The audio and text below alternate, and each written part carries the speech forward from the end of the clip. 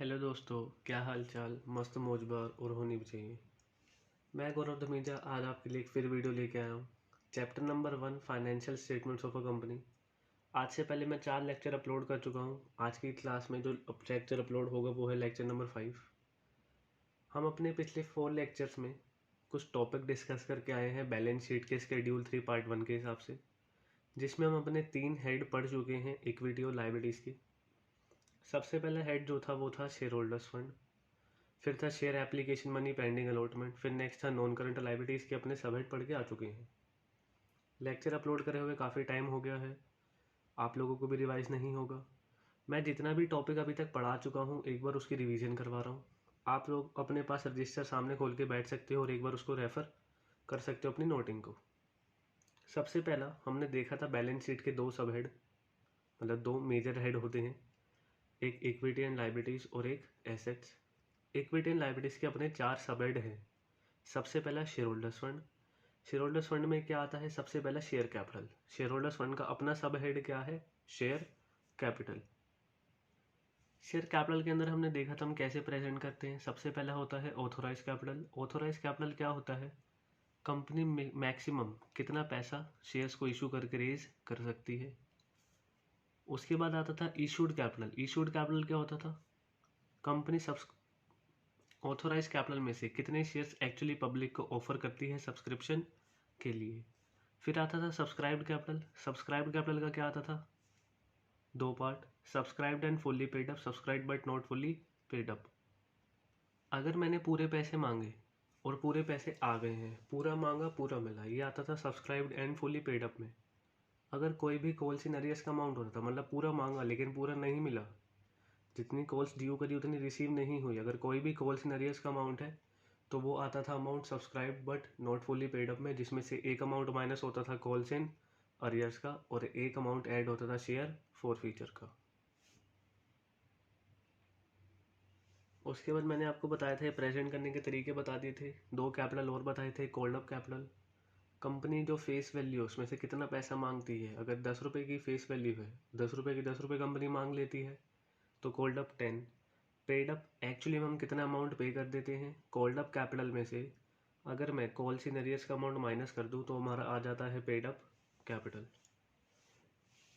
Next जो चीज़ हमारी आती थी वो आती थी रिजर्व्स एंड सरप्लस।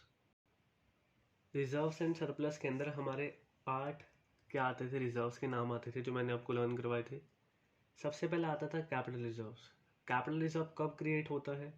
जब भी कंपनी ऐसी ट्रांजैक्शन से प्रॉफिट अर्न करती हैं जो नॉन रेकरिंग नेचर की हैं, जो कैपिटल नेचर की ट्रांजैक्शन है, जो डेली बेसिस पर नहीं होती। नेक्स्ट आता था कैपिटल रिडम्पशन रिजर्व। जब भी रीपेमेंट होती है किसकी? इक्विटी शेयर कैपिटल की, प्रेफरेंस शेयर कैपिटल की, तो हम कैपिटल रिडम्पशन रिजर्व को क्रिएट करते हैं। नेक्स्ट आता है debenture redemption reserve. Debenture redemption reserve को हम कब क्रिएट करते हैं? At the time of redemption of debentures, जब रीपेमेंट होती है डिबेंचर्स की। नेक्स्ट आता है सिक्योरिटीज प्रीमियम रिजर्व। जब भी शेयर अपनी फेस वैल्यू से ऊपर इशू होते हैं, 10 रुपये की चीज़ 15 पे इशू हुई, 20 पे इशू हुई, तो जितना भी फेस वैल्यू से ज़्यादा अमाउंट होगा वो चला जाता है, ट्रांसफर हो जाता है सिक्योरिटीज प्रीमियम रिजर्व्स में। एक आता है आपका रीवैल्यूएशन रिजर्व। जब भी एक एसेट की वैल्यू ऊपर जाती है, अपवर्ड या डाउनवर्ड नीचे हो जाती है उसकी मार्केट वैल्यू से, तो जो भी अगर 1 लाख की कॉस्ट थी या उसकी बुक वैल्यू थी, उसकी आज की डेट में मार्केट वैल्यू 1,20,000 रुपये है, तो 20,000 रुपये का ये जो प्रॉफिट है हम इसको रीवैल्यूएशन प्रॉफिट को ट्रांसफ़र कर सकते हैं रीवैल्यूएशन अकाउंट में। और यही 1 लाख की चीज़ जिसकी बुक वैल्यू 1 लाख है, अगर 80,000 की हो जाए तो 20,000 रुपये का लॉस हम उसमें से निकाल सकते हैं। एक पॉइंट पढ़ाया था share option outstanding account. Share option outstanding account, इसमें मैंने आपको बताया था कंपनी अपने पास पैसा जोड़ना स्टार्ट करती है। आज के डेट में मैंने आपको एक एग्जांपल दिया था। मैं गौरव धमीजा, कंपनी बंदों को हायर करती है। कंपनी कहती है अगर आप मेरी कंपनी में 1 अप्रैल 2016 से लेकर 31 मार्च 2019 3 साल तक क्या करते हो? काम करते हो, तो कंपनी का जो शेयर है मैं आपको सस्ते रेट पर दे दूंगी, लोअर रेट पर दे देगी।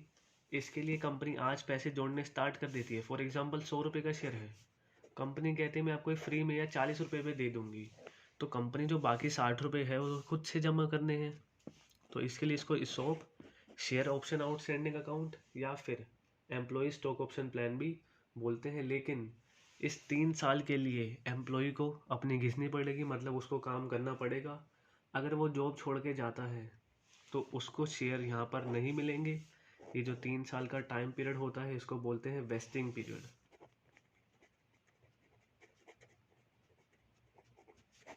इसके लिए उसको काम करना पड़ेगा, काम करेगा जब भी इस वेस्टिंग पीरियड के एंड पर कंपनी उसको सस्ते रेट पर क्या दे देगी, कंपनी का मालिक बना देगी, मतलब शेयर्स लॉट कर देगी। एक हमने चीज़ पढ़ी थी surplus, that is balance in statement of P&L। जितने भी अप्रोप्रिएशन के बाद, एक्सपेंसेस के बाद जितना भी बैलेंस बच जाएगा वो balance in statement of P&L date is surplus आ जाएगा। और कुछ आते थे अदर रिजर्व्स, जो कि सारे के सारे रेसिडुअल रिजर्व्स होते थे। अगर उसमें से जो ऊपर 7 नाम पड़े कुछ नहीं आता तो वो general reserve, workman compensation reserve, investment fluctuation reserve उसमें आ जाता था। और लास्ट सब हेड शेयर होल्डर्स फंड का वो क्या आता था, money received against share warrants, money received against share warrants.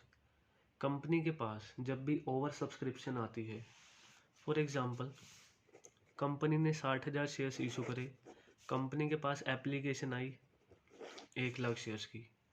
मैंने आपको बेटा केसेस सिखा रखे हैं, पार्शियल अलॉटमेंट रिजेक्शन होता है। लेकिन कुछ 60,000 शेयर्स को मैंने क्या कर दिया, डायरेक्ट फुल अलॉटमेंट हो गई, 60,000 वालों को 60,000 अलॉट कर दिए, 40,000 वालों को रिजेक्ट करता हूँ। अभी 40,000 शेयर्स जिन बंदों ने अलॉट करे थे मेरे पास आते हैं, कहते भाई हमें गलती बताओ, हमारी गलती क्या है, हमने तो सब पैसा टाइम पे दे दिया था, सब चीज़ टाइम पे कर दी थी, हमारे को तुम मना क्यों कर रहे हो शेयर देने से। कंपनी कहती है ठीक है, आप एक काम करो, हम आपका पैसा वापस नहीं करते, हम जब भी फ्रेश इशू लेके आएंगे, जब नेक्स्ट टाइम शेयर्स इशू करेंगे, सबसे पहले शेयर्स आपको अलॉट कर देंगे। आज के लिए हम अब आपका पैसा जमा कर लेते हैं, पैसा रिटर्न नहीं करेंगे, आपको इसके बदले में, पैसे के बदले में शेयर वारंट्स इशू कर देंगे।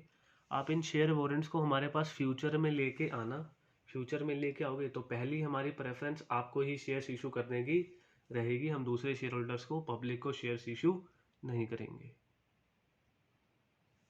ये था money received against share warrants. तो इक्विटी एंड लायबिलिटीज का सबसे पहला मेजर हेड वो था क्या, shareholders fund. Shareholders fund के बेटा अपने 3 sub head, share capital, reserves and surplus और money received against share warrants. Next sub head जो इक्विटी एंड लायबिलिटीज का है, जिसका कोई सब हेड नहीं है, सिर्फ नॉर्मल हेड है, share application money pending allotment. मैंने आपको एक टाइमलाइन बना के सिखाया था। फॉर एग्जांपल कंपनी यहाँ पर शेयर्स इशू करती है 25 मार्च 2020 के दिन। जो सब्सक्रिप्शन लिस्ट है वो फॉर एग्जांपल 5 अप्रैल 2020 को बंद होने वाली है। अब कंपनी के पास पैसा आएगा नहीं आएगा, अलॉटमेंट होगी नहीं होगी, वो जब सब्सक्रिप्शन लिस्ट बंद होगी जब ही पता लगेगा। 31 मार्च के दिन मैंने जो आपको एग्जांपल दिया था, सेम एग्जांपल दे रहा हूँ। कंपनी यहाँ पे 1 लाख शेयर्स इशू करती है @10 ईच, मतलब कंपनी यहाँ पे 10 लाख रुपए की वैल्यू के शेयर्स इशू कर रही है। 31 मार्च के दिन अभी जो हमारे पास एप्लीकेशन आई है वो 60,000 की एप्लीकेशन आई है, इंटू 10 से 6 लाख रुपए आए हैं। अब यहाँ पर सारा का सारा पैसा आएगा या नहीं आएगा, ये जो लास्ट डेट है सब्सक्रिप्शन की, यहाँ पे पैसा आएगा नहीं आएगा, मिनिमम सब्सक्रिप्शन मीट होगी या नहीं होगी वो हमें नहीं पता। तो आज के दिन ये जो पैसा रखा हुआ है, शेयर एप्लीकेशन मनी, एप्लीकेशन का पैसा आ गया है 6 लाख रुपए, लेकिन इनकी अलॉटमेंट नहीं हुई, अलॉटमेंट बाद में होगी, तो इस अमाउंट को बोलते हैं share application money pending allotment, संपा। ओ वाओ, जैसे कैंपा होती है संपा, share application money pending allotment. ये मेरी राइट भी खत्म। फिर नेक्स्ट आता है नॉन करंट लाइबिलिटी, जिसको हमने लास्ट क्लास में ही स्टार्ट करा था। इसका मैं आपको एक क्वेश्चन आज और करवाऊंगा, आप लोग ध्यान से सुनना। लाइबिलिटी हमने देखी थी 2 टाइप की होती है, एक लॉन्ग टर्म लाइबिलिटी या उसको हम बोलते हैं नॉन करंट लाइबिलिटी, और एक होती है करंट लाइबिलिटी। कोई भी ऐसी लाइबिलिटी जिसकी 31 मार्च, ये जो बैलेंस शीट बन रही है 31 मार्च के दिन, इस बैलेंस शीट डेट के बाद अगर मेरे को कोई भी लाइबिलिटी 12 महीने के अंदर अंदर पे करनी है या 12 महीने में पे करनी है, वो मेरी होती है current liability. Non current liability इस बैलेंस शीट डेट के बाद अगर कोई भी लाइबिलिटी मुझे 12 महीने के बाद पे करनी है, उसको हम बोलते हैं नॉन करंट लाइबिलिटी। ये था नॉर्मल टाइम बेसिस। मैंने आपको एक चीज़ और सिखाई थी। अब एक लाइबिलिटी को कैसे क्लासीफाई करें कि वो नॉन करंट लाइबिलिटी है या करंट लाइबिलिटी है, ध्यान से देखना। एक मैंने आपको कंसेप्ट समझाया था ऑपरेटिंग साइकिल पीरियड का। ऑपरेटिंग साइकिल पीरियड क्या होता है कि जो आपका ऑपरेशन चल रहा है, आपके पास सबसे पहले कैश अवेलेबल होता है। आप उस कैश से क्या लेके आते हो? Raw material. रॉ मटेरियल को आप कन्वर्ट करते हो वर्क इन प्रोग्रेस में। वर्क इन प्रोग्रेस से बेटा वो बनते हैं फिनिश गुड्स। फिनिश गुड्स के बाद बेटा अगर आप सेल करते हो, या तो कैश सेल्स करोगे तो आपके पास कैश आ जाएगा, या आप सामान उधार पर बेच सकते हो। उधार पर बेचोगे तो आपके क्या बनेंगे? डेटर्स। डेटर्स को बेटा बिल्स ऑफ एक्सचेंज पड़ गया, बिल्स भी इशू कर सकते हो तो बिल्स रिसीवेबल। फिर बैंक से बेटा क्या आएगा? कैश। ये आपका पूरा कंसेप्ट था किसका? ऑपरेटिंग साइकिल का। ये वो पीरियड होता है जिसमें कैश को फिर से बेटा हम कैश में कन्वर्ट करते हैं या कैश में कन्वर्ट करने में हेल्प करता है। अब एक कंपनी को चेक करना है कि उसकी लायबिलिटी करंट है या नॉन करंट। ये आपके पेपर में एमसीक्यू टाइप में आ सकता है, इम्पोर्टेंट कंसेप्ट है।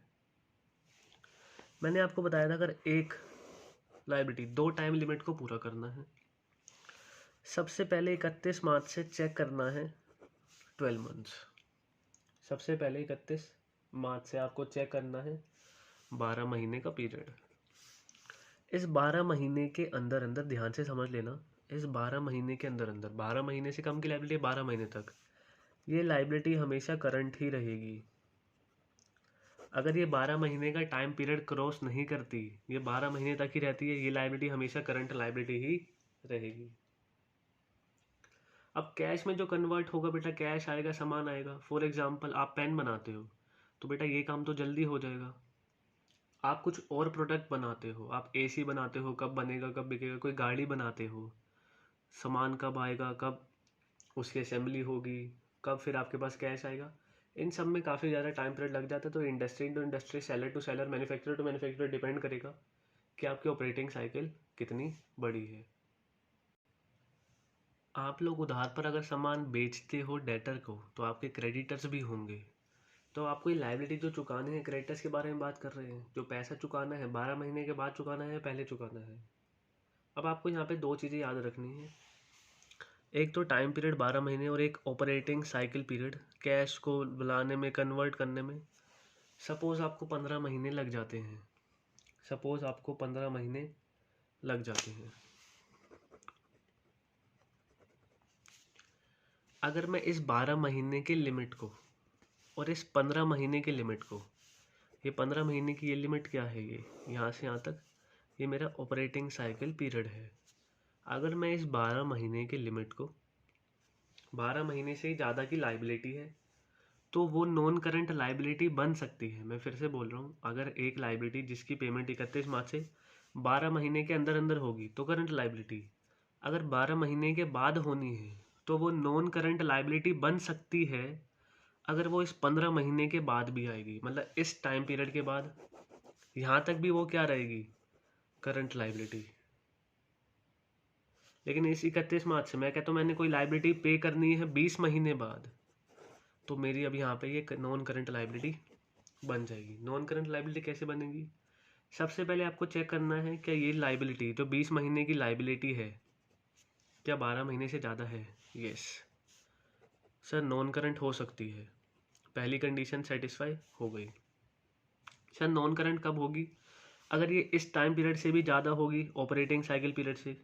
सर ऑपरेटिंग साइकिल पीरियड तो कितने का है? 15 महीने का, और ये हमें पे कब करना है? 20 महीने बाद। तो सेकंड कंडीशन भी सेटिस्फाई हो गई।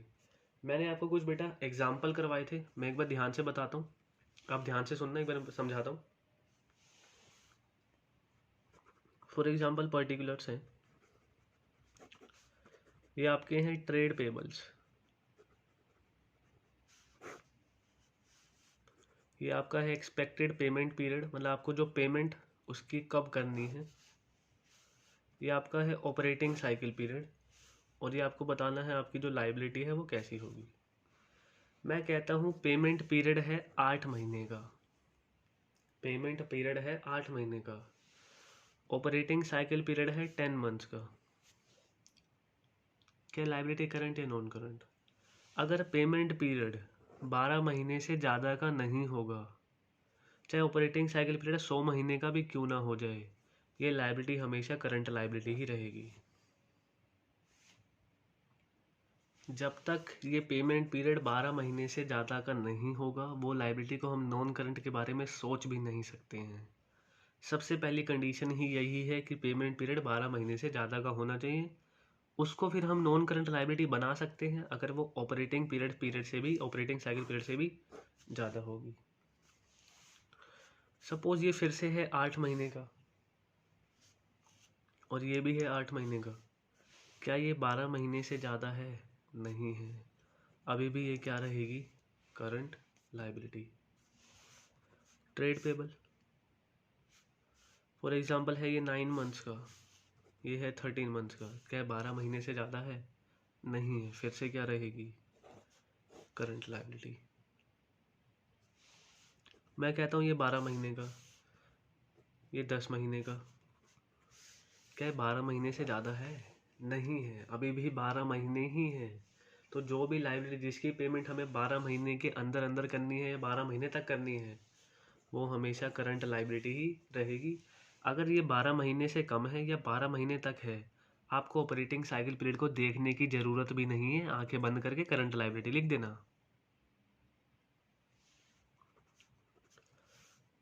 अगर ट्रेड पेबल 14 महीने का है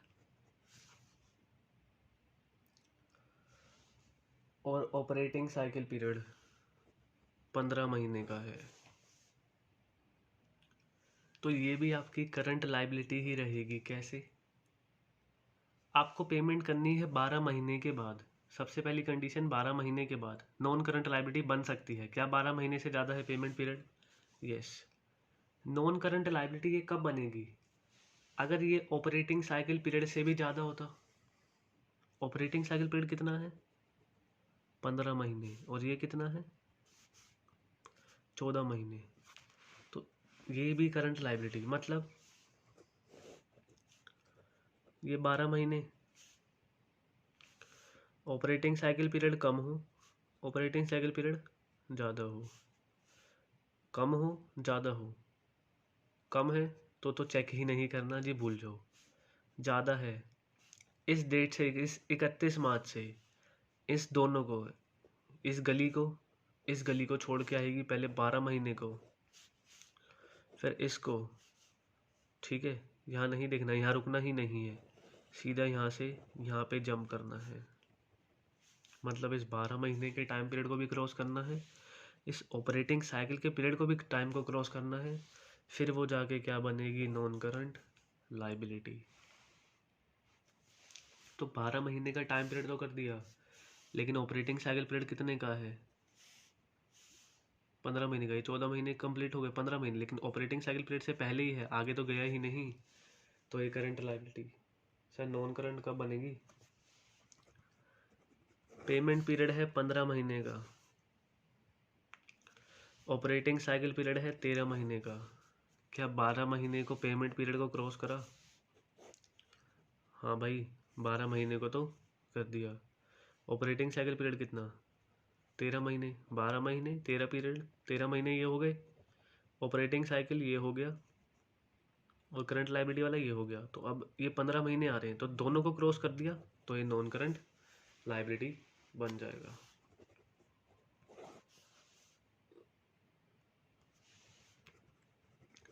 ये 13 महीने, ये 11 महीने, 13 मंथ्स, 11 मंथ्स।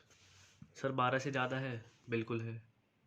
क्या ऑपरेटिंग साइकिल पीरियड से भी ज़्यादा है? हाँ, पेमेंट पीरियड 11 से बड़ा होना चाहिए, है तो नॉन करंट लाइबिलिटी। मैं कहता हूँ ये 12 महीने हैं, लेकिन ये 10 महीने हैं, लेकिन जब इसको इसने क्रॉस ही नहीं करा, इस लिमिट को 12 महीने को क्रॉस ही नहीं करा तो ये हमेशा करंट लाइबिलिटी ही रहेगी। तो एक लाइबिलिटी करंट लाइबिलिटी है अगर हमें उसकी पेमेंट 12 महीने के अंदर अंदर करनी है, 12 महीने तक करनी है या ऑपरेटिंग साइकिल पीरियड के अंदर अंदर करनी है। एक लाइबिलिटी करंट लाइबिलिटी है अगर हमें उसकी पेमेंट 12 महीने के अंदर अंदर करनी है, 12 महीने तक भी करनी है या फिर ऑपरेटिंग साइकिल पीरियड के अंदर अंदर करनी है। एक लाइबिलिटी नॉन करंट लाइबिलिटी बन सकती है कब? सबसे पहली कंडीशन क्या होनी चाहिए? वो 12 महीने से ज़्यादा की होनी चाहिए लाइबिलिटी। अगर 12 महीने की टाइम लिमिट को क्रॉस कर दिया, इसके बाद इसने बेटा ऑपरेटिंग साइकिल पीरियड की गली को भी क्रॉस कर दिया, इन दोनों से ज़्यादा हो गया, 12 महीने से ज़्यादा, ऑपरेटिंग साइकिल पीरियड से ज़्यादा, तो वो क्या बन जाएगा? Non current liability. तो कुछ बच्चों को डाउट आए थे इस पॉइंट में, मैंने फिर से क्लियर कर दिया, अभी मैं इसे क्वेश्चन करवा रहा हूँ। तो ये तो बेटा मैंने लाइबिलिटी का कंसेप्ट बताया कि एक लाइबिलिटी नॉन करंट और करंट कब बनेगी। ये बहुत इंपॉर्टेंट टॉपिक है, पेपर में कंफर्म आएगा ही आएगा। लेकिन अब नॉन करंट लाइबिलिटी के अंदर 4 सब हेड आते थे। सबसे पहला long term borrowings. Long term borrowings के अंदर क्या कहता है? जो लॉन्ग टर्म के लिए बोरो कर रहे हैं, जिसमें debentures, bonds, term loan from bank and from other parties, public deposit, याद होगा पैसा 3 साल के लिए लेते हैं। जब भी कंपनी पैसा रेस कर लेती है डायरेक्टली पब्लिक से और वो रेट ऑफ इंटरेस्ट ज़्यादा देती है कंपनी बैंक इंटरेस्ट से, क्यों? ताकि वो पब्लिक को अट्रैक्ट कर सके, ताकि कंपनी में हम पैसा लगा सकें। और एक आता है अदर लॉन्ग टर्म लोन्स, उसका नेचर टू बी स्पेसिफाइड। तो नॉन करंट लाइबिलिटी के अपने सब हेड कितने? 4। सबसे पहले long term borrowings. Long term borrowings में 5 चीज़ें आती हैं: debentures, bonds, term loans from bank and from other parties, public deposits और other long term loans, nature to be specified. फिर आता है डेफर्ड टैक्स लाइबिलिटी, ये समझाया था आपको। सिर्फ एक चीज़ याद रखनी है, if accounting income is more than taxable income. अगर अकाउंटिंग इनकम ज़्यादा है टैक्सेबल इनकम से तो क्या आता है? Deferred tax liability. और accounting income is less than taxable income तो क्या आता है? Deferred tax asset. Accounting income बड़ी है टैक्सेबल इनकम से तो क्या आएगा? Deferred tax liability. और अकाउंटिंग इनकम लेस देन है टैक्सेबल इनकम से तो यहाँ पे आता है डेफर्ड टैक्स एसेट। आपको सिर्फ यही याद रखना है और कुछ याद नहीं रखना। नेक्स्ट सब हेड जो आया वो आया अदर लॉन्ग टर्म लाइबिलिटी का। अदर लॉन्ग टर्म लाइबिलिटी में लॉन्ग टर्म ट्रेड पेबल्स हो गए। जैसे ट्रेड पेबल्स क्या होते हैं? क्रेडिटर्स और बिल्स पेबल, जिनकी पेमेंट 12 महीने के बाद करनी है। कुछ अदर पेबल्स आ जाते हैं। और एक आता है long term provisions. Long term provisions पे retirement benefit of employees, provident fund, gratuity वगैरह। एम्प्लॉयज़ की रिटायरमेंट के लिए जो हमें रिटायरमेंट पे पैसा देना है, उनको पैसा मिलने वाला है, आज ही हम उसको क्या करते हैं? इकट्ठा करना स्टार्ट कर देते हैं। प्रोविजन फॉर वारंटी क्लेम्स, एक एग्जांपल याद होगा, वो एसी वाला बताया था, टीवी वाला, कि वारंटी के लिए कुछ ना कुछ आएगा तो उसके लिए प्रोविजन बनाना स्टार्ट कर देते हैं। तो मैं आपको आज की क्लास में सबसे पहले एक क्वेश्चन और करवा रहा हूँ जिससे आपका ऑपरेटिंग साइकिल पीरियड वाला कंसेप्ट क्लियर हो जाए। आप लोग क्वेश्चन नंबर 8 निकाल रहे हो, आप लोग बैक क्वेश्चन 8 निकाल रहे हो।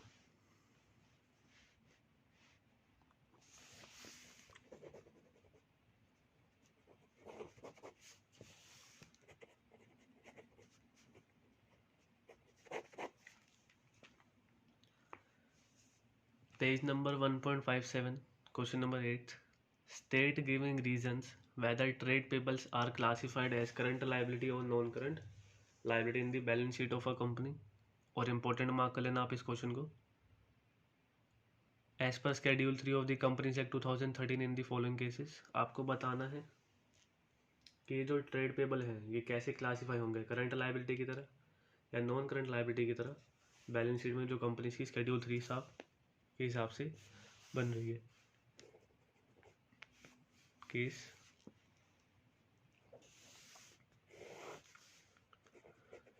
सबसे पहले आपको क्या दे रखा है? ऑपरेटिंग साइकिल पीरियड,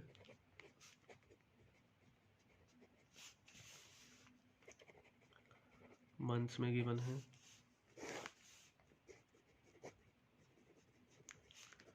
फिर गिवन है एक्सपेक्टेड पेमेंट पीरियड। मैंने जो क्वेश्चन करवाए थे, मैं पहले एक्सपेक्टेड पेमेंट पीरियड लिखता हूँ, फिर ऑपरेटिंग साइकिल पीरियड लिखता हूँ, और यहाँ पे क्या बता देंगे, लायबिलिटी।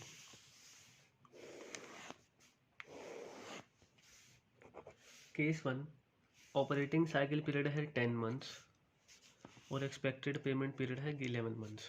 हम पहले इसके हिसाब से पहले इसको देखेंगे, फिर इसको देखेंगे। सबसे पहले आपको चेक करना है क्या एक्सपेक्टेड पेमेंट पीरियड 12 महीने से ज़्यादा है या नहीं। इसको भूल जाओ। एक्सपेक्टेड पेमेंट पीरियड 12 महीने से ज़्यादा है या नहीं, नहीं है। जब तक ये 12 महीने से ज़्यादा नहीं होगा, ऑपरेटिंग साइकिल पीरियड के बारे में बात ही नहीं करनी, ये हमेशा करंट लायबिलिटी होगा। जब तक एक्सपेक्टेड पेमेंट पीरियड 12 महीने से ज़्यादा नहीं होगा, हमें ऑपरेटिंग साइकिल पीरियड को देखना तक नहीं है। नज़र फेर लो इससे, गुस्सा हो जाओ इससे।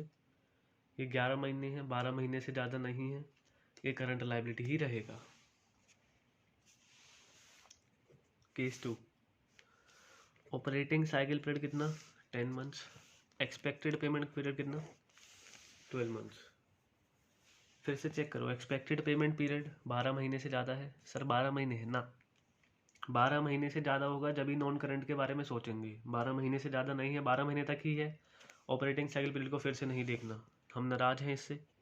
ये अभी भी क्या रहेगा, करंट लायबिलिटी। मैं फिर से बोलता हूँ, इन दोनों केसेस में, एक में एक्सपेक्टेड पेमेंट पीरियड 11 महीने और एक में 12 महीने है। जब तक एक्सपेक्टेड पेमेंट पीरियड 12 महीने से ज़्यादा नहीं होगा, हमें सिर्फ करंट लायबिलिटी के बारे में ही सोचना है, नॉन करंट लायबिलिटी के बारे में सोचना भी नहीं है। ऑपरेटिंग साइकिल पीरियड से यहाँ कोई लेना देना नहीं है। जब तक ये 12 महीने से ज़्यादा नहीं होगा, ऑपरेटिंग साइकिल पीरियड से हमें कुछ लेना देना नहीं है। केस 3, ऑपरेटिंग साइकिल पीरियड कितना है, 10 मंथ्स, और ये कितना है, 12 मंथ्स। सबसे पहले चेक करना है क्या एक्सपेक्टेड पेमेंट पीरियड 12 मंथ से ज़्यादा है। Sir yes. क्या ये 13 महीने ऑपरेटिंग साइकिल पीरियड से भी ज़्यादा है। सर ऑपरेटिंग साइकिल तो 10 है। सर हुआ क्या होगा हम बताते हैं। ये बैलेंस शीट है, ये 31 मार्च। ऑपरेटिंग साइकिल पीरियड सर इस बार पहले आ गया 10 मंथ्स, ये 12 महीने का टाइम पीरियड था और ये 13 मंथ्स। तो सर ये जो नॉन करंट लायबिलिटी है ना, ये 13 महीने की है। ये ऑपरेटिंग साइकिल को भी पीछे छोड़ा ही, ये 12 महीने को भी पीछे छोड़ा ही। तो सर ये इस बार हम बताते हैं, ये बन जाएगी नॉन करंट लायबिलिटी। अगर एक्सपेक्टेड पेमेंट पीरियड 12 महीने से ज़्यादा है और वो ऑपरेटिंग साइकिल पीरियड से भी ज़्यादा है, तो वो क्या बन जाएगी, नॉन करंट लायबिलिटी। मैं फिर से बोलता हूँ, आपको ये चीज़ें क्लियर होनी चाहिए। अगर एक्सपेक्टेड पेमेंट पीरियड ऑपरेटिंग 12 महीने से ज़्यादा है, 13 है, यस। क्या ऑपरेटिंग साइकिल पीरियड 10 से भी ज़्यादा है, यस, तो वो है non current liability. Case number 4, operating cycle period है 14 मंथ्स और एक्सपेक्टेड पेमेंट पीरियड कितना है, 13 मंथ्स। क्या एक्सपेक्टेड पेमेंट पीरियड 12 मंथ से ज़्यादा है, सर यस। क्या ऑपरेटिंग साइकिल पीरियड से भी ज़्यादा है, सर नहीं, ये तो 13 है, वो 14 महीने हैं, तो ये हमारी बन जाएगी current liability. Sir flow chart से दिखा दो, मतलब ये टाइमलाइन से देख लो। 31 मार्च, ये है 12 महीने, एक्सपेक्टेड पेमेंट पीरियड 13 महीने का, तो ये तो 12 महीने तो क्रॉस कर दिए, लेकिन ऑपरेटिंग साइकिल पीरियड ना इसके बाद आ गया। ये हम लिमिट, ये ऑपरेटिंग साइकिल पीरियड की लिमिट क्रॉस नहीं कर पाए, तो सर ये ना करंट लायबिलिटी बन जाएगा। और एक last point, 15 months, 16 months. Sir पहले चेक करो, हम बताएंगे। क्या एक्सपेक्टेड पेमेंट पीरियड 12 महीने से ज़्यादा है, सर बिल्कुल है। क्या ऑपरेटिंग साइकिल पीरियड से भी ज़्यादा है, यस, ये 12 महीने से ज़्यादा 16, और 16 15 से भी ज़्यादा है, तो ये बन जाएगी नॉन करंट लायबिलिटी। तो जिसके भी डाउट होंगे, ये क्वेश्चन नंबर 8 है, और आप लोग इसको इम्पोर्टेंट मार्क कर सकते हो। आपके पेपर में आने के चांसेस हैं सिर्फ 1 मार्क के। 1 मार्क का सिर्फ 1 पॉइंट आएगा, ऐसे नहीं आएगा ज़्यादा। तो ये क्वेश्चन इम्पोर्टेंट था। मैं एक बार लास्ट टाइम फिर बताना चाहूँगा। ये 31 मार्च से ये है 12 महीने। इस 12 महीने तक कुछ देखना ही नहीं है। तो ये तो हमेशा रहेगी करंट लायबिलिटी अगर 12 महीने से कम है एक्सपेक्टेड पेमेंट पीरियड। अगर ये 12 महीने के बाद है, ये ऑपरेटिंग साइकिल पीरियड 14 महीने है, ये है ऑपरेटिंग साइकिल पीरियड 14 मंथ्स। अगर मैं इस 14 महीने तक इस लिमिट को क्रॉस करके यहाँ आ जाता हूँ, इस लिमिट को क्रॉस करके 12 महीने के ज़्यादा 16 महीने पे आ जाता हूँ, तो ये क्या बन जाएगा, नॉन करंट लायबिलिटी। मैंने 12 महीने भी क्रॉस कर दिए, मैंने ये हर्डल भी क्रॉस कर दिया, ये आपका बन जाएगा नॉन करंट लायबिलिटी। तो ये कंसेप्ट था। किसी का ये आंसर रहता है एक बार देख सकता है। आंसर लिख रखे हैं सारे, खुद भी ट्राई करना चाहो कर सकते हो, वीडियो पोस्ट करके आंसर देख सकते हो।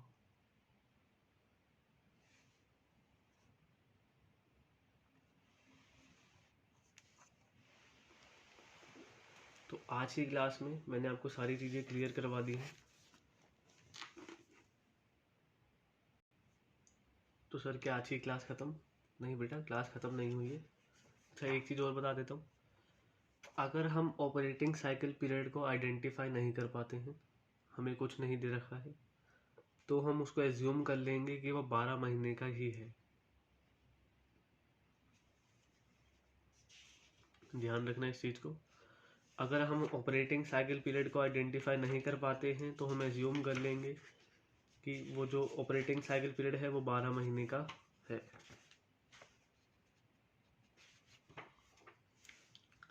आगे देखते हैं। हमारे 3 सब हेड हो चुके हैं नो इक्विटी एंड लायबिलिटीज़ के। अब जो आज की क्लास का नेक्स्ट टॉपिक, जो फ्रेश टॉपिक स्टार्ट होगा, वो 4th हेड आपका, 4th सब हेड एक्चुअली करंट लायबिलिटी।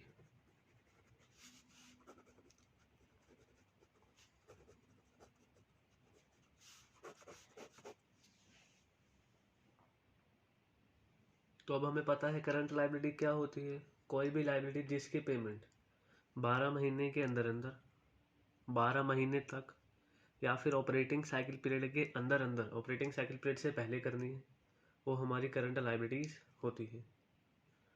अब इसके अंदर जैसे आप लोगों ने नॉन करंट लायबिलिटी के अंदर पढ़ा, कितने सब हेड आते थे?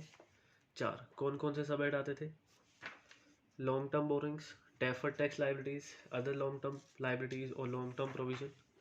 इसके भी 4 सब हेड हैं। वो क्या है? सबसे पहला सब हेड है वो है शॉर्ट टर्म बोरोइंग्स। सबसे पहला जो सब हेड है वो है शॉर्ट टर्म बोरोइंग्स।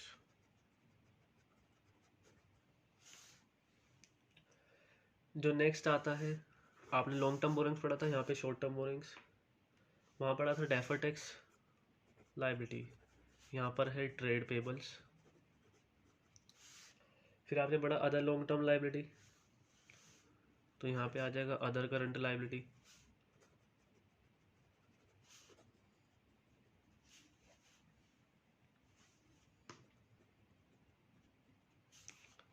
और 4th सब हेड लॉन्ग टर्म प्रोविजन था जैसे, तो यहाँ पे है शॉर्ट टर्म प्रोविजंस। तो 4 sub head, short term borrowings, trade payables, other current liabilities और short term provision.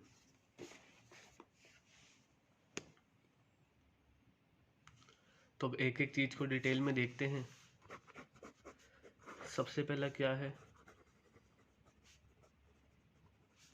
Short term borrowings.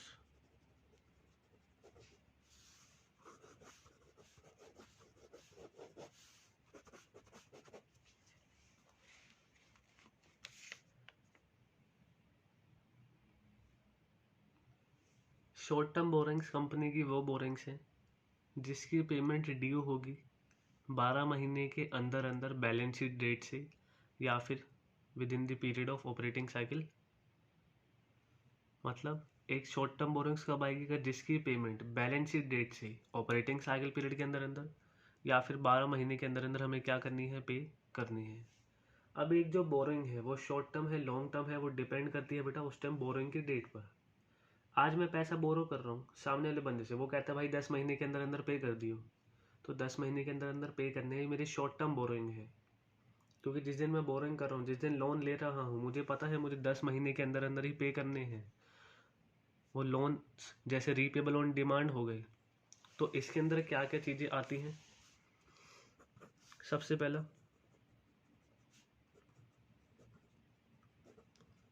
Loans repayable on demand. जो भी हमने लोन ले रखे हैं हमें उनको रीपे करना है। कैसे? डिमांड पर, जब उसने पैसा मांग लिया पे करना पड़ेगा, लेकिन 12 महीने के अंदर अंदर या फिर ऑपरेटिंग साइकिल पीरियड के अंदर अंदर बैलेंस शीट डेट से।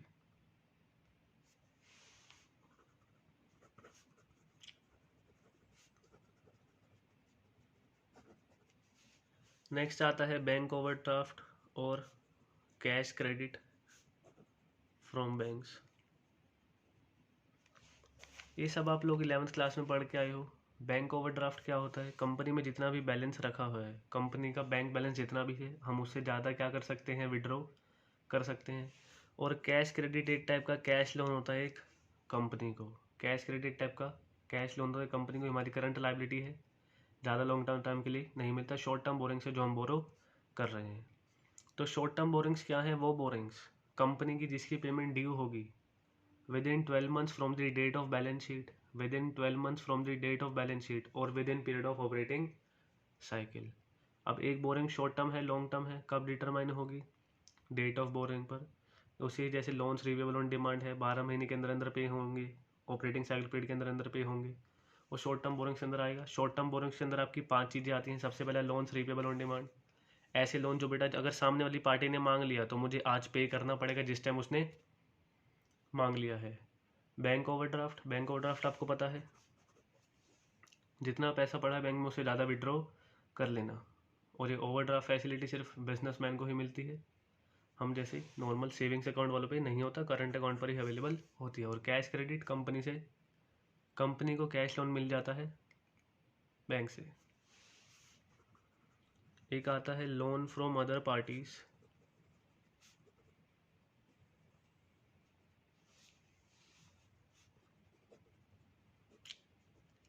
Repayable within 12 months from the date of loan. कुछ अदर पार्टी से क्या लिया है, लोन लिया है, लेकिन उसकी पेमेंट 12 महीने के अंदर अंदर करनी है जिस दिन हमने लोन लिया है। ध्यान रखना, सबसे पहले loans repayable on demand. Short term borrowings के अंदर क्या क्या इंक्लूड होगा? Loans repayable on demand, bank overdraft और cash credit from banks. Bank overdraft और cash credit from banks, loans repayable on demand, bank overdraft और cash credit from bank. Loan from other parties, other party से loan लिया है लेकिन repay करना है 12 महीने के अंदर अंदर, within 12 months from the date of loan, जिस दिन हमने लोन लिया है उस दिन। कुछ आते हैं डिपॉजिट्स, कुछ क्या आते हैं, डिपॉजिट्स। और जो लास्ट आया वो आया other loans and advances. Other loans and advances, इसके अंदर क्या आ जाएगा, यहाँ लिख देंगे nature to be specified.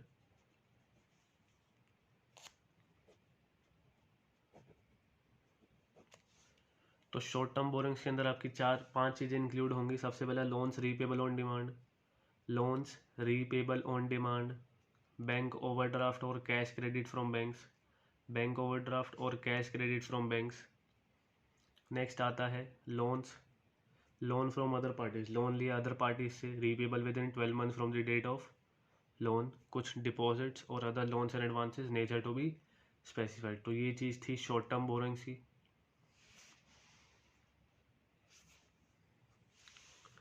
Next जो चीज़ आई वो हमारी आई ट्रेड पेबल्स।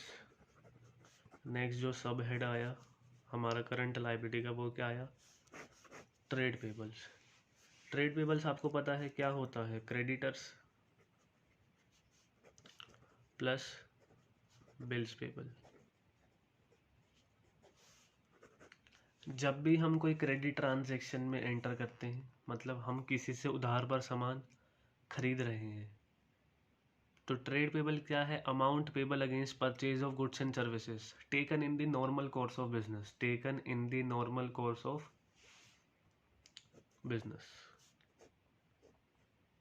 ट्रेड पेबल क्या है? Amount payable against purchase of goods and services taken in normal course of business. It includes both sundry creditors and bills payable.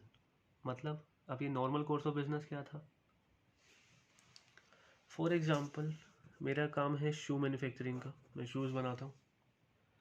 मुझे leather चाहिए, किसके लिए? मेरा रॉ मटेरियल है। मेरे जो लेदर का सप्लायर है, अगर मैं उससे उधार पर सामान खरीदूंगा, वो मेरा क्या बन जाएगा? क्रेडिटर। वो मेरा क्या बन जाएगा? क्रेडिटर। वो मेरा क्या बन जाएगा? क्रेडिटर। वही अगर मेरे को बिल बना के दे दे, मैं एक्सेप्ट कर लूँगा, मैं उसको दे दूंगा, तो मुझे पेमेंट अब किसकी करनी पड़ेगी? बिल्स पेबल की। तो ट्रेड पेबल में दोनों चीज़ें आएंगी, क्रेडिटर्स प्लस बिल्स पेबल। ये नॉर्मल कोर्स ऑफ बिजनेस है।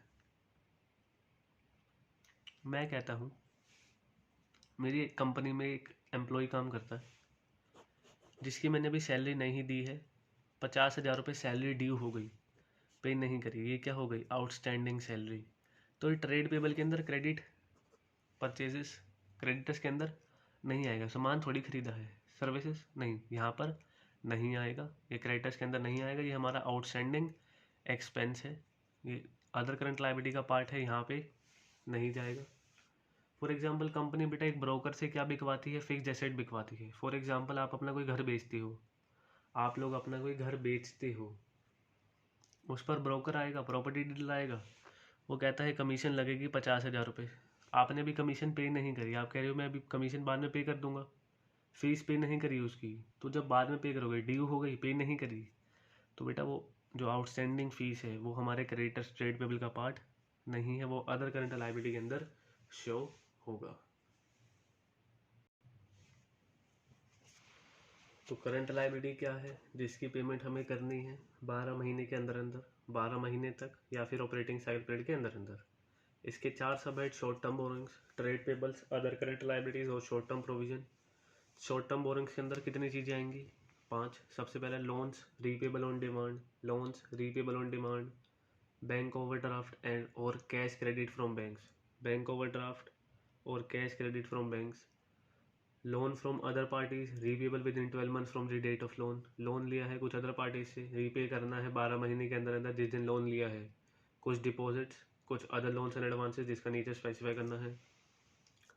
Trade payable and creditors, sorry trade payables, जिसके के अंदर क्या आता है बेटा? क्रेडिटर्स और बिल्स पेबल। जो भी हम सामान खरीदते हैं उधार पर, उसके लिए गुड्स एंड सर्विसेज ली हैं, जो पेमेंट करनी है वो ट्रेड पेबल के अंदर आएगा। लेकिन नॉर्मल कोर्स ऑफ बिजनेस में हमारी ऑपरेटिंग एक्टिविटी का काम होना चाहिए। अगर ये सैलरी वगैरह है, ये सर्विसेज वगैरह ले ली है, लेकिन ये अदर करंट लायबिलिटी के अंदर जाएगा, यहाँ पर नहीं जाएगा। नेक्स्ट जो सब हेड आया वो आएगा अदर करंट लायबिलिटी का।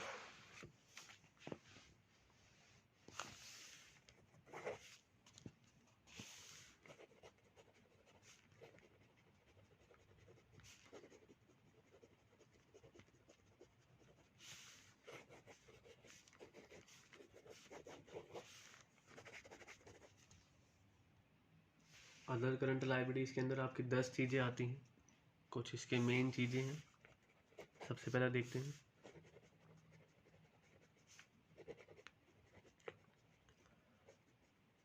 Current maturities of long term dates.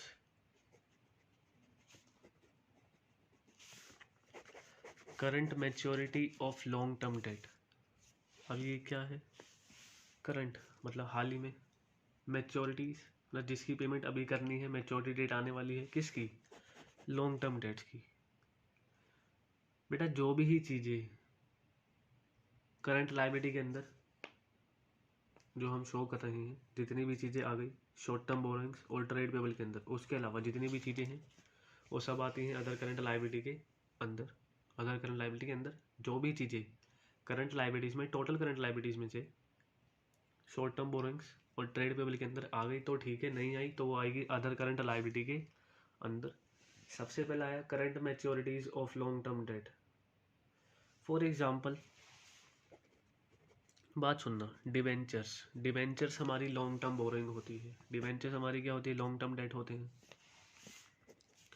मैंने 1 अप्रैल 2015 को 10 लाख रुपए के डिवेंचर्स इशू करे हैं। डिवेंचर्स इशूड ऑन 1 अप्रैल 2015, 10 लाख रुपए की। मैंने आपको बताया था इनकी रिडम्पशन होती है। क्या होती है? रिडम्पशन का मतलब रीपेमेंट। मैं कह रहा हूँ इसकी जो रिडम्पशन है वो 5 इक्वल इंस्टॉलमेंट में होनी है। अब ये 5 इक्वल इंस्टॉलमेंट में क्या होनी है? रिडम्पशन होनी है। जो रिडम्पशन की स्टार्टिंग है वो 1 अप्रैल 2016 से होगी, मतलब नेक्स्ट ईयर से। जो रिडम्पशन की स्टार्टिंग है वो कब से होगी? 1 अप्रैल 2016 से। तो 1 अप्रैल 2000 से होनी है। तो बेटा बैलेंस शीट जब बनेगी इसकी, कब बनेगी? 31 मार्च 2016 को। अब 31 मार्च 2016 से जब ये फाइनेंशियल ईयर 15-16 आएगा, फाइनेंशियल ईयर 15-16 आएगा, इसके 12 महीने के अंदर अंदर, 12 महीने के अंदर अंदर हमें इसकी क्या करनी है? पेमेंट। या बेटा ऑपरेटिंग साइकिल पीरियड से क्या होगा? कम होगा। सॉरी, 12 महीने के अंदर अंदर पेमेंट करनी है, इक्वल टू 12 महीने के अंदर अंदर पेमेंट करनी है इस बैलेंस शीट डेट से। या ऑपरेटिंग साइकिल पीरियड में मान लो 12 महीने से कम का ही है। तो ये करंट मैच्योरिटी है लॉन्ग टर्म डेट की। डिवेंचर्स लॉन्ग टर्म के लिए थे, लेकिन जब मुझे 5 इक्वल इंस्टॉलमेंट में करना है, 10 लाख के डिवेंचर्स 5 इक्वल इंस्टॉलमेंट कब कितने की हो गई? 2 लाख रुपए की। तो 1 अप्रैल 2016 से मेरी 2 लाख रुपए की बेटा जब रिडम्पशन होगी, तो लास्ट बैलेंस शीट डेट कब थी? 31 मार्च 2016। अब इसके अगर 12 महीने के अंदर अंदर पे करनी है, या 12 महीने तक, या ऑपरेटिंग साइकिल पीरियड से कम पे करनी है, तो ये 2 लाख रुपए क्या बन जाएंगे? करंट मैच्योरिटी, मतलब अभी पे करना है, लेकिन जो लॉन्ग टर्म डेट था। समझ आई ये चीज़? तो ये जो 2 लाख रुपए है, ये 2 लाख रुपए शो होगा कहाँ पर? अदर करंट लाइबिलिटी के अंदर। अदर करंट लाइबिलिटी का मेन हेड क्या? Current liability. लेकिन ये जो 8 लाख रुपए है, ये नॉन करंट लाइबिलिटी के अंदर शो होगा, लॉन्ग टर्म बोरोइंग्स के अंदर। ये समझ नहीं आया? एक एग्जांपल और देता हूँ। आपने बेटा एक बैंक से लोन लिया 1 करोड़ रुपए का। आपने एक बैंक से लोन लिया 1 करोड़ रुपए का। मैं कहता हूँ ये 1 अप्रैल 2016 है, 31 मार्च 17, 31 मार्च 18, 31 मार्च 19, 31 मार्च 20। आपने ये जो लोन लिया है, लास्ट बैलेंस शीट मतलब इसी दिन बनी होगी, 31 मार्च के दिन यहाँ से लोन लिया। ये चलो आज लोन लिया है, बैलेंस शीट यहाँ बनी। इसके अगले आपने 5 साल के लिए लोन ले लिया। आपने 5 साल के लिए लोन ले लिया। आज आपने 1 अप्रैल 2016 को लोन लिया, 31 मार्च 2016 के दिन long term loan, long term borrowing के अंदर आएगा। लॉन्ग टर्म बोरोइंग के अंदर आएगा अगले साल भी, यहाँ पर भी लॉन्ग टर्म बोरोइंग के अंदर ही आएगा। 31 मार्च 2019 को लॉन्ग टर्म बोरोइंग के अंदर ही आएगा। लेकिन अब अगले साल मुझे क्या देना है? इस बैलेंस शीट के 12 महीने के अंदर अंदर मुझे इस बैंक लोन की पेमेंट करनी है।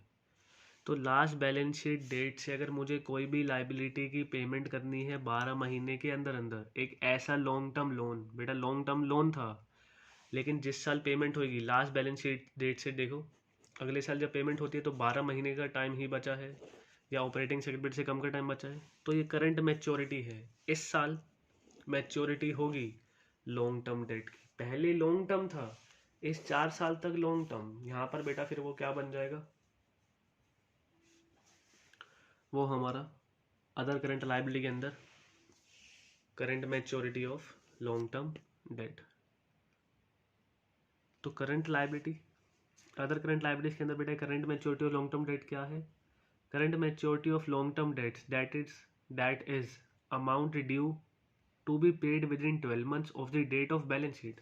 बैलेंस शीट डेट के 12 महीने के अंदर अंदर और within the period of operating cycle out of long term borings. इस लॉन्ग टर्म बोरिंग्स में से कुछ अमाउंट हमें पे करना है 12 महीने के अंदर अंदर, लास्ट बैलेंस शीट डेट से या फिर ऑपरेटिंग साइकिल पीरियड के अंदर अंदर। सपोज मैं एक लोन लेता हूँ 10 महीने के लिए, 10 महीने बाद बेटा इस साल ही उसकी मैच्योरिटी होगी। वो current maturity of long term date है ही नहीं, लॉन्ग टर्म के लिए तो कभी लोन लिया ही नहीं।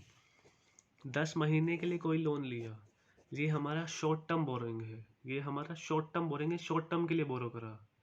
लेकिन अगर मैंने कोई लोन लिया लॉन्ग टर्म के लिए 5 साल 10 साल, अब इस साल उसका कुछ पार्ट लास्ट बैलेंस शीट से अगले बैलेंस शीट डेट तक, मतलब 1 साल के अंदर अंदर या ऑपरेटिंग साइकिल पीरियड से कम के अंदर अंदर मुझे इस लॉन्ग टर्म डेट का कुछ पार्ट पे करना है।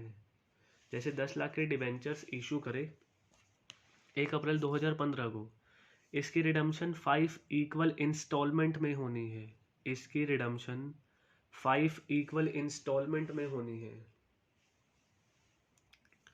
और वो स्टार्ट हो रही है 1 अप्रैल 2016 से। तो लास्ट बैलेंस शीट कब बनेगी?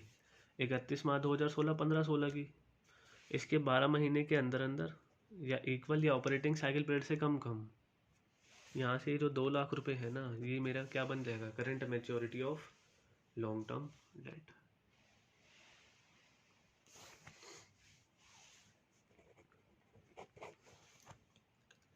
नेक्स्ट पार्ट जो आता है वो आता है interest accrued but not due on borrowings. अच्छा पॉइंट है, ध्यान से समझना। Interest accrued but not due on borrowings.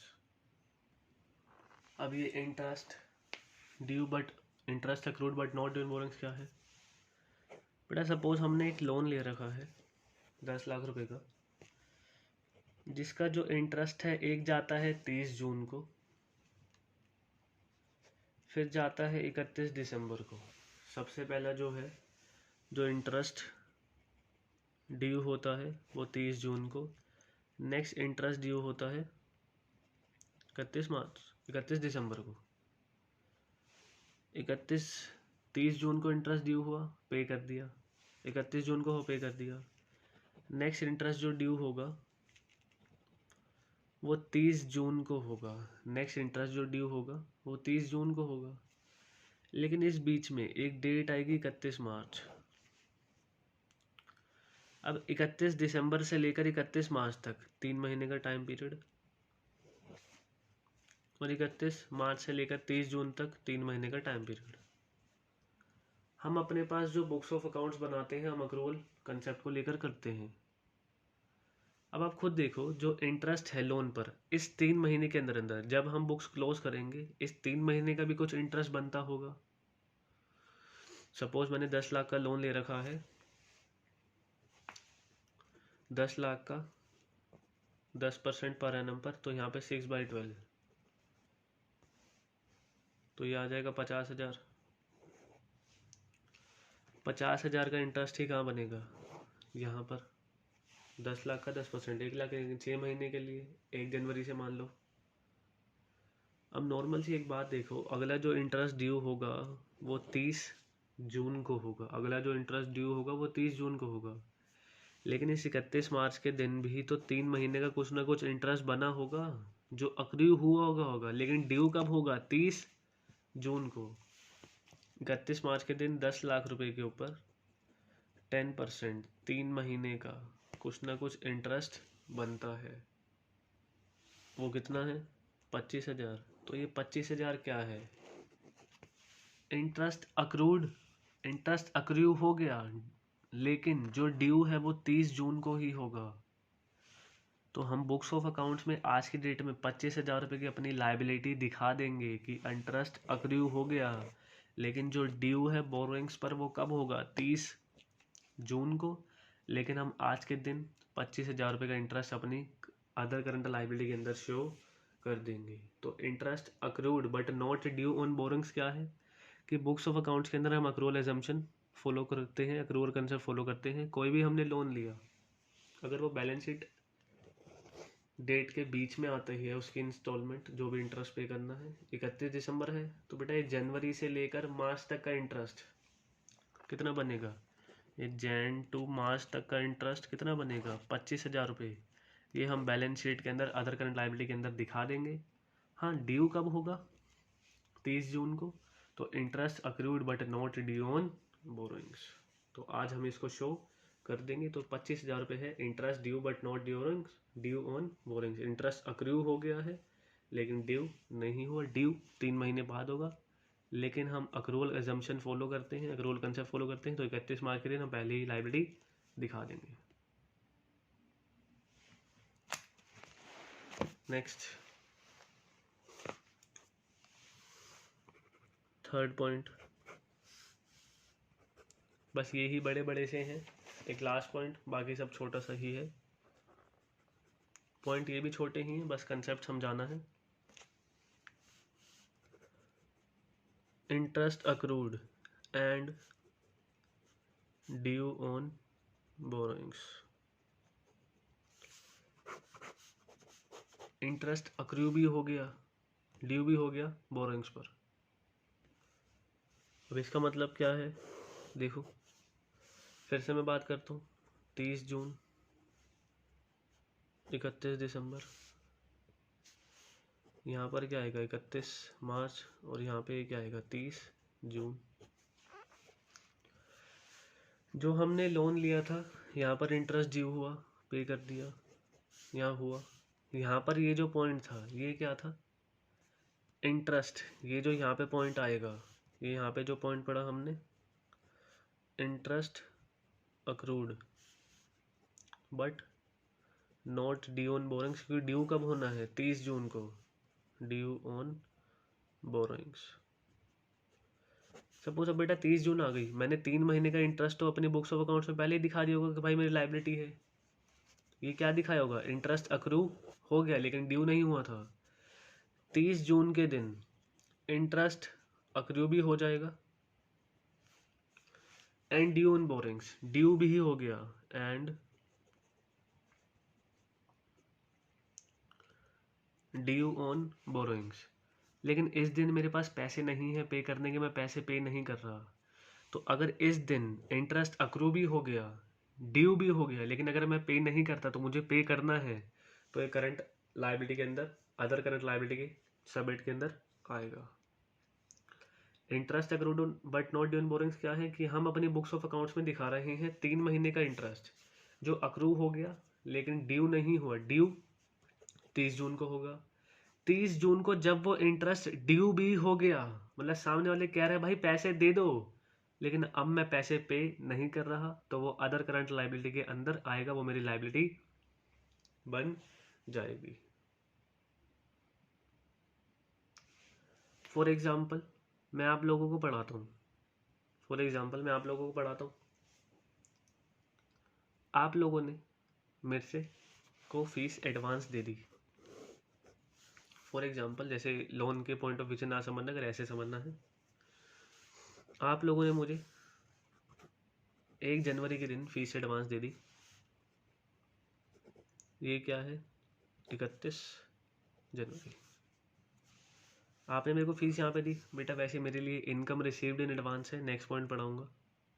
ये मेरे लिए क्या है, लायबिलिटी है, ये मेरे लिए क्या है, लायबिलिटी है। ये सपोज मेरे पास फीस नहीं आई, मैं कहता हूँ फीस जो ड्यू होती है 15 जनवरी, 15 दिन फीस लेट आती है। 15 को यहाँ पर जो है इंटरेस्ट, मतलब जो मेरी फीस है वो अक्रू हो गई। यहाँ पर अगर मैं 1 दिन 2 दिन 3 दिन पढ़ाऊँगा, मैं कहता हूँ 15 दिन में पैसे लेट लेता हूँ। 15 डेज जो पेमेंट है वो लेट आती है, 15 दिन बाद आप पेमेंट करते हो। 15 दिन के अंदर मैंने आपको कुछ ना कुछ पढ़ाया होगा, सर्विसेज दी होगी, तो जो मेरी फ़ीस है, मैं कहता हूँ 10 जनवरी के दिन मेरे बर्थडे है, 10 जनवरी तक मैंने कुछ ना कुछ पढ़ाया होगा। यहाँ पर फीस अक्रू तो हुई होगी, fees accrued but not due. Due कब होगी, 15 जनवरी को, 15 जनवरी को ड्यू भी हो गई। आप जब भी पे नहीं करते तो यहाँ पे क्या आ जाएगा, fees due but not paid.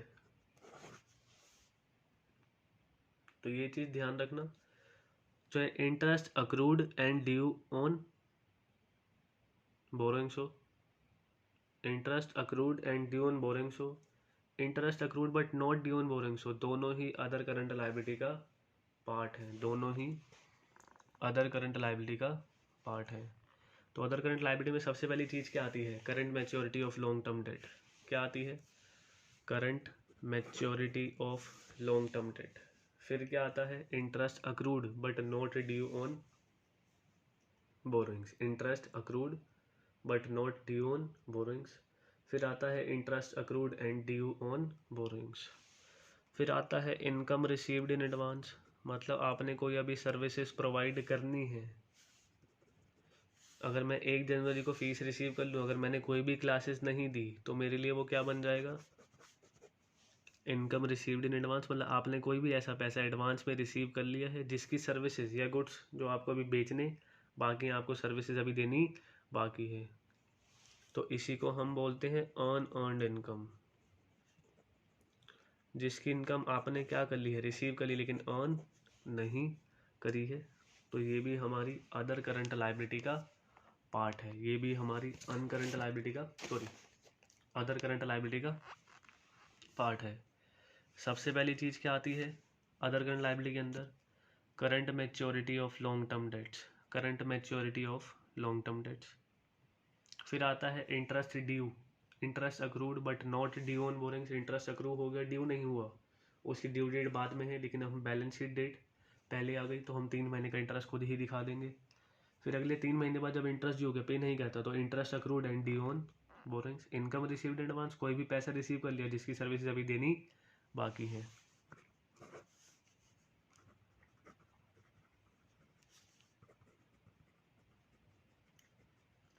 और आता है अनपेड डिविडेंड्स, और आता है अनपेड डिविडेंड्स। अनपेड डिविडेंड वो डिविडेंड होते हैं जो कंपनी ने डिक्लेयर तो कर दिया लेकिन शेयर होल्डर पैसा मांगने ही नहीं आया। अनपेड डिविडेंड्स आर डिविडेंड्स, लिख लो।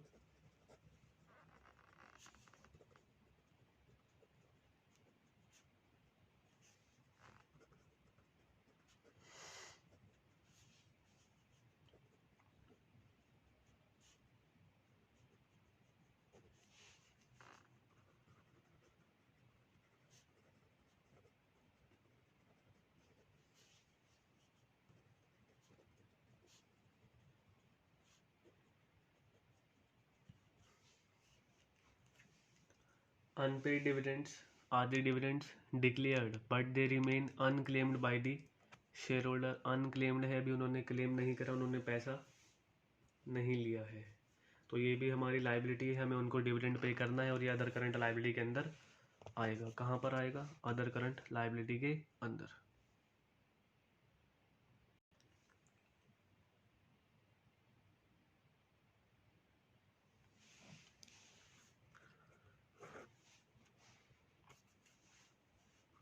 और क्या चीज़ें आती हैं, excess application money which is due for refund and interest accrued thereon। अब ये excess application which is due for refund, याद होगा ओवर सब्सक्रिप्शन का केस करवाया था। जब भी कंपनी के पास शेयर्स ओवर सब्सक्राइब्ड हो जाते हैं, कंपनी ने बेटा 3 केसेस होते हैं उसके पास, रिजेक्शन, प्रोराटा अलॉटमेंट और any combination of the above two, मतलब जो हमने पढ़े। तो जब भी कंपनी पैसा रिजेक्ट कर देती है, रिजेक्शन, भाई सोच लिया पैसा वापस करना है लेकिन अभी पैसा करा नहीं है, excess application money which is due for refund, refund के लिए ड्यू हो गया, टाइम पीरियड होता है, उसके अंदर अंदर हम उसको पैसा वापस करना होता है। जब पैसा वापस करना लेकिन नहीं करा, और साथ ही साथ उस पर इंटरेस्ट भी क्या हो गया, अक्रू हो गया, मतलब हमें उस पर इंटरेस्ट पे करना पड़ेगा किसको? शेयर होल्डर्स को। तो अभी तक 6 चीज़ें पड़ी। 6 चीज़ें सबसे पहले क्या थी? सबसे पहला current maturity of long term debts, current maturities of long term debt. फिर आया interest accrued but not due on borrowings. फिर interest accrued and due on borrowings. फिर आया income received in advance, earned income, जो भी पैसा receive कर लेते हैं लेकिन सर्विसेज अभी प्रोवाइड करनी बाकी है। फिर आया अनपेड डिविडेंड्स, जो डिविडेंड ड्यू तो हो गए, डिक्लेयर तो कर दिए, लेकिन शेयर होल्डर्स ने उसको क्लेम नहीं करा है। और excess application money which is due for refund and interest accrued their own.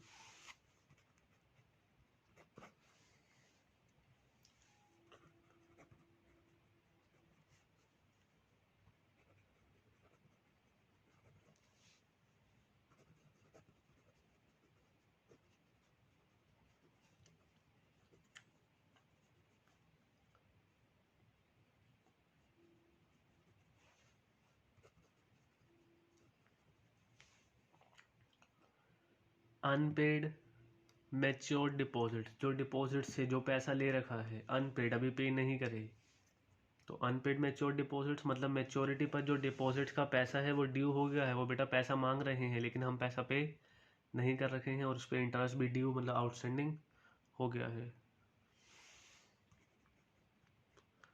और क्या आ सकता है? Unpaid matured debentures. अब डिबेंचर्स की पेमेंट करनी है, डिबेंचर्स की पेमेंट करनी है, मैच्योरिटी हो गई है।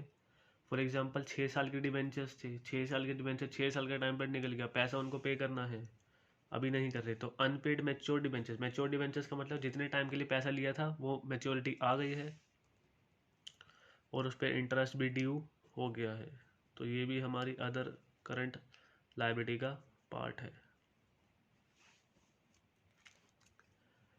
अनपेड मैच्योर डिपॉजिट, जो डिपॉजिट्स ले रखे हैं, जो पैसा ले रखा है वो मैच्योर हो गए हैं, जब उनका ड्यू हो गए हैं लेकिन पेमेंट नहीं कर रहे, और साथ ही साथ उस पर इंटरेस्ट भी आउटस्टैंडिंग मतलब इकट्ठा हो गया है, वो हमारी other current liability. Unpaid mature debentures, debentures की पेमेंट करनी है, मैच्योरिटी आ गई है लेकिन वो साथ ही साथ उस पर इंटरेस्ट इकट्ठा हो गया है। किसी का रहता है तो प्लीज़ एक बार वीडियो पॉज करके इसको नोट कर लेना।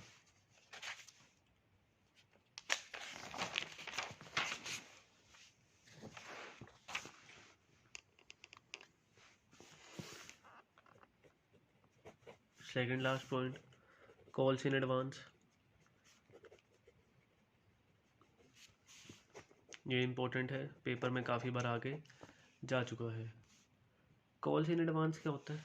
देखो, कंपनी पैसा मांगती है इंस्टॉलमेंट में, पहले एप्लीकेशन मांग रही है, फिर अलॉटमेंट, फिर फर्स्ट कॉल, सेकंड कॉल, या सेकंड एंड फाइनल कॉल कर देते हैं।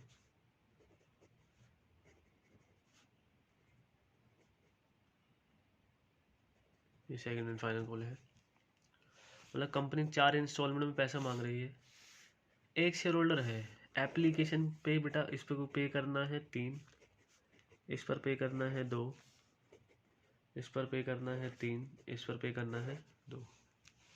एप्लीकेशन के साथ ही बाकी अमाउंट पे कर देता है। उसको कितने रुपए लेने थे? कंपनी ने 3 रुपए लेने थे, वो एप्लीकेशन पर ही ₹3 प्लस 7 रुपये किस में पे कर देता है? एडवांस में। तो ये क्या है? कॉल्स इन एडवांस, मतलब जिसकी जो सब्सिक्वेंट कॉल्स पर पैसा ड्यू होता, एक शेयर होल्डर ने एडवांस में ही ये 7 रुपये क्या कर दिए? पे कर दी। ये भी हमारी लाइबिलिटी है क्योंकि अभी पैसा तो ड्यू हुआ ही नहीं है, उसने पहले ही पे कर दिया। तो ये है calls in advance. Calls in advance क्या है? कंपनी के अंदर भी आप टॉपिक पढ़ के आ चुके हो कि जब भी एक शेयर होल्डर एडवांस में ही पहले से ही क्या कर दे? पेमेंट कर दे, एप्लीकेशन के साथ पैसा दे दे, क्या पता अलॉटमेंट पर इन दोनों का पैसा दे दे, तो उसको 12% पर एनम तक का क्या मिल सकता है? इंटरेस्ट मिल सकता है, लेकिन वो हमारे सिलेबस का पार्ट नहीं है। हमें सिर्फ क्या याद रखना है? Calls in advance, and last is other payables. Other payables में क्या आएगा, nature to be specified.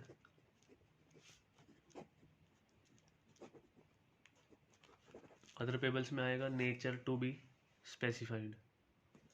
Other payables include any other current liability that is due for payment within 12 months from the date of balance sheet और within period of operating cycle. मतलब कोई भी ऐसा बेटा जिसको हमें पे करना है, कोई भी ऐसा अमाउंट, कोई भी ऐसी लाइबिलिटी जिसको हमें पे करना है 12 महीने के अंदर अंदर या ऑपरेटिंग साइकिल पीरियड के अंदर अंदर बैलेंस शीट डेट से,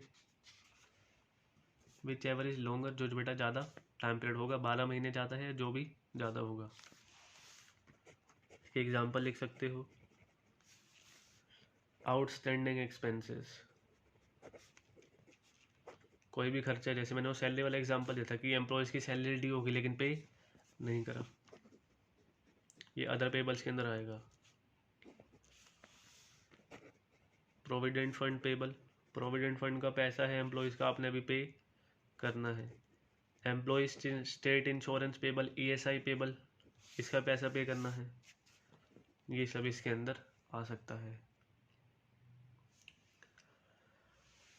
तो अदर करंट लाइबिलिटी के अंदर कितनी चीज़ें लिखवाई, टोटल 10। सबसे पहला current maturities of long term debt, फिर आया interest accrued but not due on borings, फिर आया interest accrued and due on borings, फिर आया इनकम रिसीव्ड इन एडवांस, फिर आया अनपेड डिविडेंड, फिर आया excess application money which is due for refund, due हो चुकी है पैसा वापस करने के लिए, रिफंड करने के लिए, एंड इंटरेस्ट अक्रूड, दोनों इस पर इंटरेस्ट अक्रू हो गया। अनपेड मैच्योर डिपॉजिट्स हैं, पैसा मांग रहे हैं और इस पर इंटरेस्ट भी अक्रू हो गया, आउटस्टैंडिंग इंटरेस्ट के साथ साथ वो भी हमें पे करना है। अनपेड मैच्योर डिवेंचर्स, उनकी भी बेटा पेमेंट ड्यू हो गई लेकिन पेमेंट नहीं कर रहे हैं। कॉल्स इन एडवांस, एडवांस में बेटा पैसा एक शेयर होल्डर पे कर देता है, ये भी हमारी लाइबिलिटी है। और अदर पेबल्स में नेचर स्पेसिफाइड होगा, other expenses, provident fund payable, outstanding expenses, provident fund payable, ESI payable, कुछ ऐसी चीज़ें आ सकती हैं। और एक लास्ट सब हेड वो आया शॉर्ट टर्म प्रोविजंस का।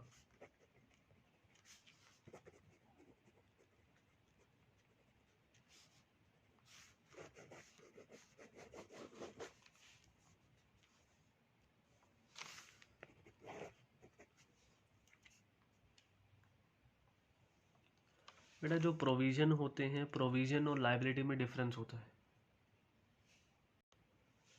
लाइबिलिटी का मतलब होता है जो अमाउंट हमें एग्जैक्ट पता है, सर्टेन अमाउंट है, इसका भाई इतना पैसा देना ही देना है। प्रोविजन भी एक टाइप की लाइबिलिटी होती है, नॉन लाइबिलिटी, लेकिन जिसका अमाउंट नहीं पता होता। मैं पहले एक बार आपको लिखवा देता हूँ। शॉर्ट टर्म प्रोविजन के अंदर क्या आएगा, provision for employee benefits, provision for employees benefits, और क्या आ सकता है, प्रोविजन फॉर एक्सपेंसेस,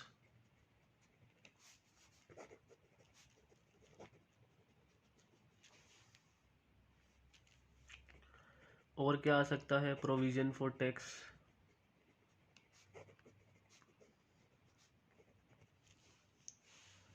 और एक नाम लिख सकते हो अदर प्रोविजन, जो किसी के अंदर नहीं आया वो इसके अंदर। तो तीन नाम याद कर लेना, provision for employees benefits, provision for expenses, provision for tax, other provisions.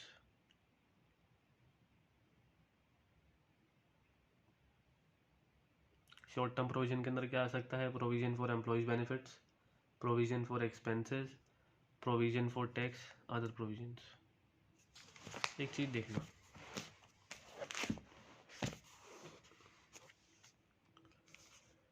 For example बेटा एक एम्प्लॉय है ए, ये मेरी कंपनी में क्या करता है, काम करता है, ये मेरी कंपनी में क्या करता है, काम। इसकी सैलरी 1 लाख पर मंथ है, इसकी सैलरी 1 लाख पर मंथ है। मैंने इसकी मार्च की जो सैलरी है वो क्या हुई, ड्यू हुई but not paid, due but not paid, due हुई लेकिन पे नहीं हुई, तो बेटा ये मेरी लाइबिलिटी है। लाइबिलिटी क्या है, एक ऐसा अमाउंट जो हमें पे करना है लेकिन जिसका अमाउंट क्या होगा, पता होगा। नॉन लाइबिलिटी, जिसका अमाउंट क्या होगा, पता होगा। प्रोविजन का मतलब क्या होता है? Non liability with uncertain amount.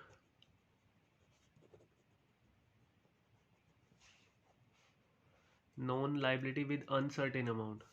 जैसे बेटा मैंने एक एग्जांपल लिखा, provision for taxes. Provision for tax, सरकार को हमें हर साल कुछ ना कुछ टैक्स पे करना होता है, तो इसके लिए हम प्रोविजन बना के चल रहे हैं। हमें पता है हमारी लाइबिलिटी है, लेकिन उसका अनसर्टेन अमाउंट का मतलब क्या है? हमें एग्जैक्ट अमाउंट नहीं पता कि वो कितना होगा। हमें एग्जैक्ट अमाउंट नहीं पता कि वो कितना होगा। तो प्रोविजन का पैसा हम अलग निकालते हैं कोई भी बेटा फ्यूचर में लाइबिलिटी को पे करने के लिए, लेकिन जिसका अमाउंट सिर्फ हम एस्टिमेट कर सकते हैं, वो भी एक्यूरेसी के साथ नहीं। एग्जैक्ट अमाउंट हमें नहीं पता होता। प्रोविजन का मतलब होता है नॉन लाइबिलिटी। लाइबिलिटी है, पता है, but the amount of which can not be determined with accuracy. But the amount of which can not be determined with certainty या एक्यूरेसी, जिसका अमाउंट सिर्फ हम एस्टिमेट कर सकते हैं, असर्टेन नहीं कर सकते कि एग्जैक्ट अमाउंट क्या होगा। तो शॉर्ट टर्म प्रोविजन में क्या क्या आएगा? Provision for employee benefits, provision for taxes, provision for expenses other. Provision कुछ नहीं आता, वो यहाँ पर आ जाएगा। इसी के साथ हमारा बैलेंस शीट का इक्विटी एंड लायबिलिटीज का पार्ट खत्म हो गया है। नेक्स्ट क्लास में हम इससे कुछ क्वेश्चंस प्रैक्टिस करेंगे, क्या चीज़ें आती हैं, कैसे क्वेश्चन आते हैं, वो हम इसके बारे में देखेंगे। मैंने आपको प्रोविजन और लायबिलिटी का मतलब बता दिया। लायबिलिटी मतलब जो हमें पता है हमारी लायबिलिटी है, मतलब पैसे देने हैं, अमाउंट भी एग्जैक्ट पता होगा। प्रोविजन का मतलब लायबिलिटी तो है, लेकिन उसका हमें एग्जैक्ट अमाउंट नहीं पता होता। आज की क्लास यहीं समाप्त हुई। नमस्कार, मिलते हैं नेक्स्ट लेक्चर के साथ। जब तक घर पे रहो, सेफ रहो, stay home, stay safe. Video अच्छी लगी हो तो लाइक कर देना, चैनल को सब्सक्राइब करना मत भूलना। ओके जी, गुड नाइट।